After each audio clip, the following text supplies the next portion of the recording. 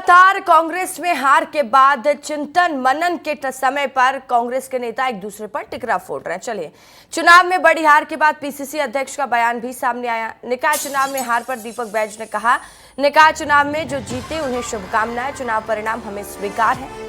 कांग्रेस मजबूती से चुनाव लड़ी, हमारे सभी नेता एक साथ लड़े। बीजेपी ने चुनाव से पहले सत्ता का दुरुपयोग किया, कई जगह विपक्षी पार्षदों का नामांकन भरने से रोका, कांग्रेस कार्यकर्ताओं पर गैर जरूरी कार्रवाई की गई। भारतीय जनता पार्टी चुनाव से पहले ही सत्ता का दुरुपयोग करने लगी। पहले तो चुनाव को टालने का प्रयास किए, फिर उन्होंने चुनाव को आगे बढ़ाया, फिर उन्होंने फिर उन्होंने बैलेट पेपर से चुनाव कराने का निर्णय लिया।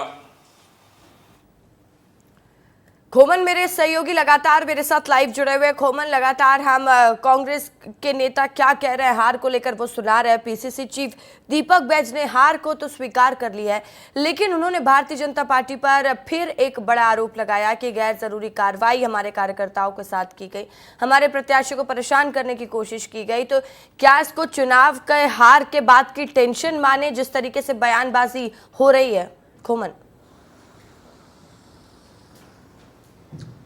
देखिए रसिका, जिस तरीके से दीपक बैज का जो बयान आया है जगदलपुर में, जिस तरीके से उन्होंने प्रेस कॉन्फ्रेंस किया, उसके बाद कहा कि भारतीय जनता पार्टी की सरकार ने सत्ता का दुरुपयोग किया है, और जिस तरीके से बहुत सारे ऐसे उन्होंने जिक्र किया धमतरी में जिस तरीके से नामांकन रद्द हुआ था, उसके बाद से कांग्रेस पार्टी लगातार इसका विरोध कर रही थी। ये कहती हुई नजर आई थी कि सत्ता का दुरुपयोग भारतीय जनता पार्टी छत्तीसगढ़ में कर रही है। इसके अलावा भी कई ऐसे पार्षद है जिनके जो गड़बड़ी है जो कागजात में, वो सामने आता। उसके बाद कांग्रेस पार्टी लगातार हमलावर रही थी, लेकिन ये निश्चित तौर पर ये कह सकते हैं कि जो भी जिसकी भी सत्ता रहती है रसिका, उसका नगरीय निकाय चुनाव में बहुत प्रभाव दिखता है। हाल ही कि उसका दूसरा भी कारण ये था कि छत्तीसगढ़ सरकार ने जिस तरीके से कामकाज किया था, महतारी वंदन योजना ने फिर इस बार कमाल किया है। नगरीय निकाय चुनाव में महिलाओं ने भर भर के वोट जो है भारतीय जनता पार्टी को दिया है। दूसरी ओर किसानों के खाते में जिस तरीके से 3100 रुपया देने का काम